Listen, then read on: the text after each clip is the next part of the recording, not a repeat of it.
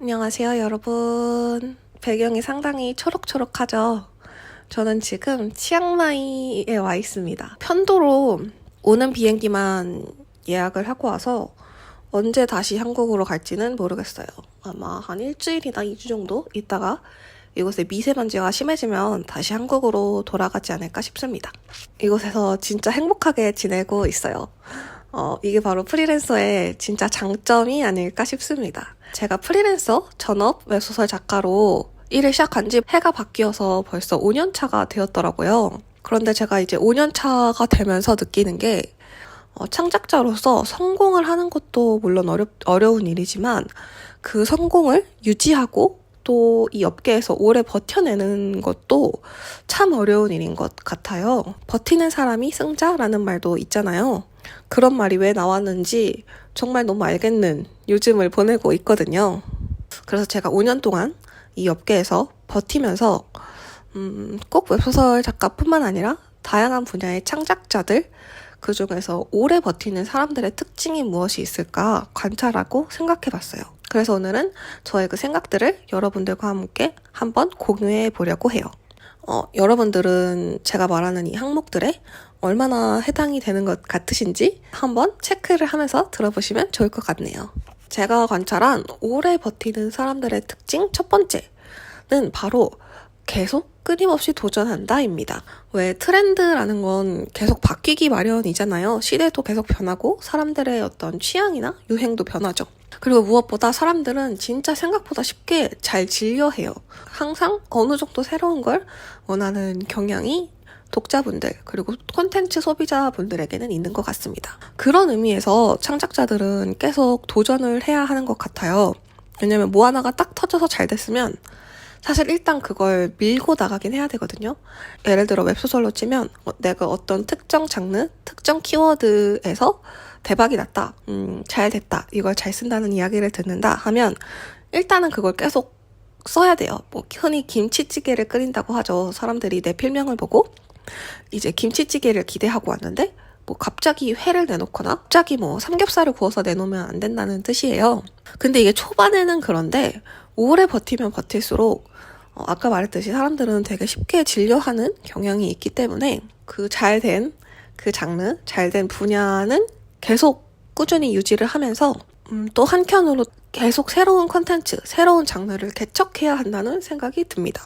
굳이 비율로 따지면 한 80% 정도의 시간과 노력은 내가 기존에 하던 콘텐츠에 투자를 하고 한 나머지 20% 정도의 노력을 계속 새로운 콘텐츠를 개발하는 데 써야 하는 것 같아요. 제가 본 저 사람 되게 오래 잘 버틴다 하는 창작자들은 대부분 그렇게 하고 있더라고요. 그래서 우리가 오래 버티는 사람들을 보면 그렇게 하락세가 없는 것처럼 보이는 사람들은 전부 알게 모르게 꾸준히 어떤 새로운 시도를 하고 노력을 하고 있었더라고요. 그 한 번 터진 컨텐츠나 그 인기, 수입에 만족하지 않고요. 그래서 계속 그렇게 시도를 하다 보면 그 원래 한 번 터졌던 그 컨텐츠, 그 장르의 인기가 좀 서서히 식어갈 때쯤 새로운 컨텐츠가 또 터지는 거죠. 사람들은 그런 사람들을 보고 운이 좋거나 혹은 재능이 넘친다고 표현을 하더라고요. 그리고 저도 처음엔 그렇게 생각을 했었어요. 참 저 사람은 하락세도 없이 꾸준히 잘 되는구나. 그런데 더 자세히 관찰을 해보니까 그런 사람들도 저와 혹은 우리와 똑같이 실패를 하더라고요. 10번 도전해서 한 번만 성공해도 사람들은 그 성공한 모습만 기억해요. 그래서 사실 그 사람은 계속 본인의 한 20% 정도의 노력으로 계속 새로운 컨텐츠, 새로운 장르를 도전하고 시도했는데 우리는 그 중에서 딱 하나 터진 모습들, 그걸로 인해서 인기가 유지되는 모습만 보고 판단을 하는 거죠. 그래서 그런 사람들이 도전을 즐기는 어떤 성격 유형이든 아니면 그냥 뭐 무의식적으로든 참 오래 버티는 사람들은 생각보다 끊임없이 도전하고 시도하고 실패를 계속 하더라는 결과를 어떤 관찰값을 저는 얻었답니다. 제가 관찰한 오래 버티는 사람들의 특징 두 번째는요. 바로 메타인지가 잘 된다는 겁니다. 이게 흔히 말하는 자기 객관화 능력을 말하는 건데요. 이제 잘 버티는 사람들, 그리고 계속 잘 되는 사람들은 자신을, 그리고 독자들을, 그리고 세상을 굉장히 객관적인 시선에서 바라보는 능력을 갖추고 있더라고요. 이제 보통 창작자라고 하면 세상을 바라보는 자신만의 독특한 시선을 가지고 있다고 생각하는 경우가 많은데, 제가 생각했을 때 성공한 작가들은 오히려, 물론 그런 부분도 있지만, 모두 어떤 자기 객관화 능력을 아주 잘 갖추고 있었어요.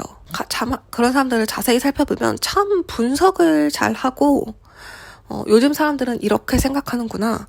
그러니까 이 시대에는 이런 컨텐츠가 잘 먹히겠구나. 이런 분석을 정말 잘 하고, 또 그거보다 더 어려운 건 자기 자신에 대해서 객관적으로 판단하고 분석할 줄 알더라고요.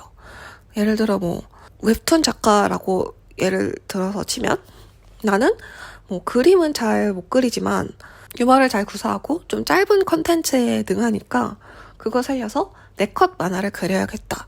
거나 나는 이건 잘하고 이건 못하니까 이런 부분을 살려야 어떤 이 치열한 컨텐츠 업계의 틈바구니에 들어갈 수 있겠구나.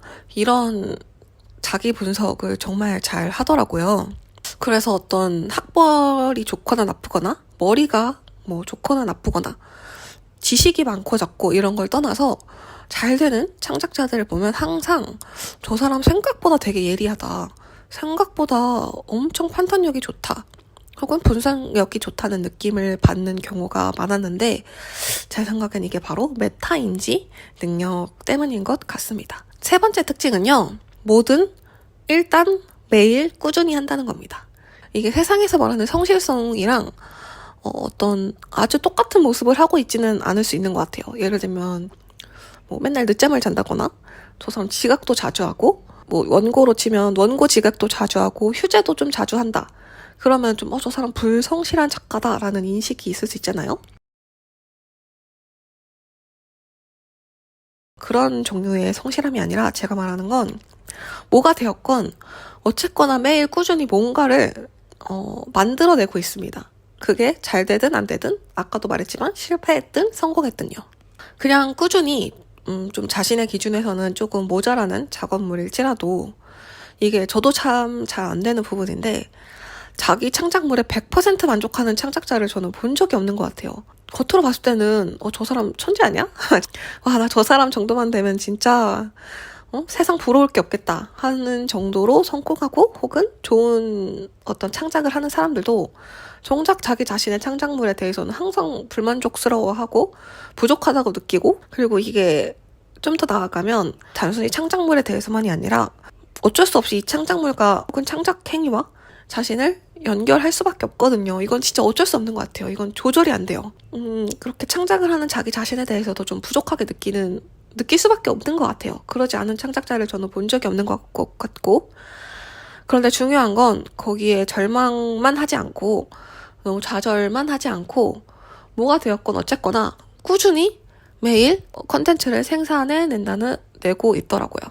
제가 어디서 들었는데, 그러니까 아마추어가 아니라 프로 창작자 혹은 프리랜서는 자신의 100%를 세상에 내놓는 게 아니라, 내가 일상에서 좀 일하기 싫더라도, 컨디션이 안 좋더라도 어쨌거나 꾸준히 작업해서 결과물을 내놓을 수 있는 사람이라고 하더라고요.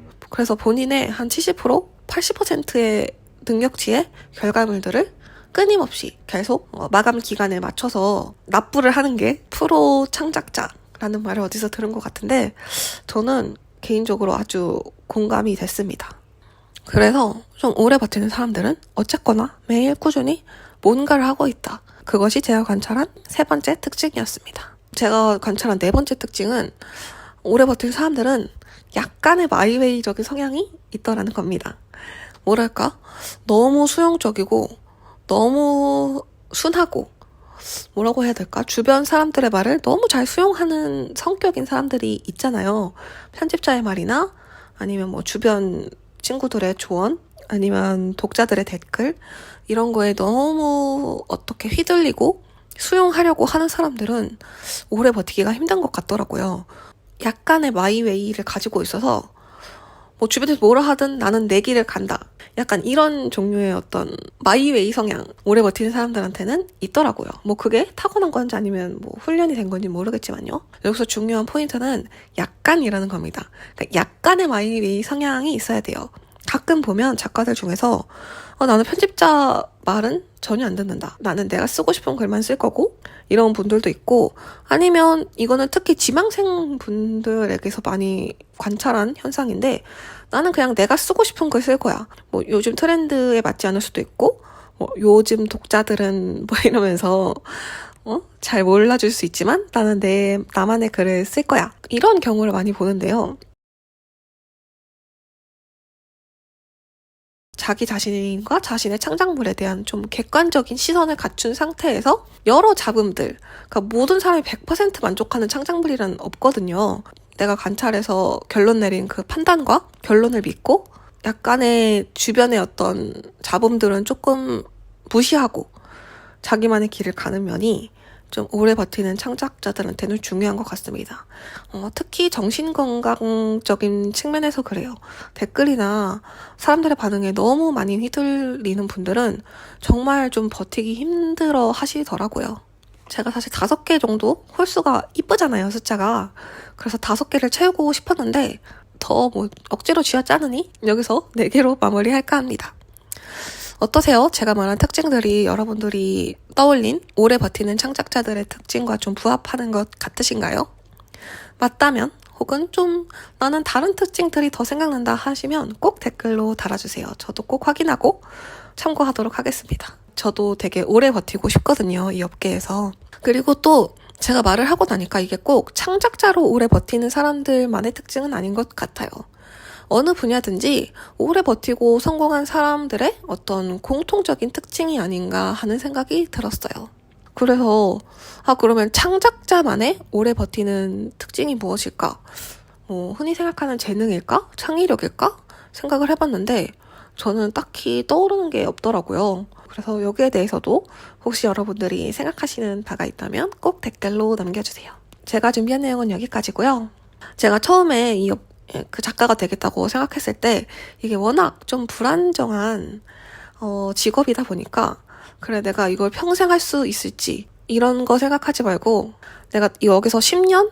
이 일을 10년 할 수 있을까? 고민했었거든요. 왜냐면 뭐 사실 회사를 가더라도 10년 후의 일은 누구도 모르는 거라고 생각을 해서요, 요즘 시대에서는.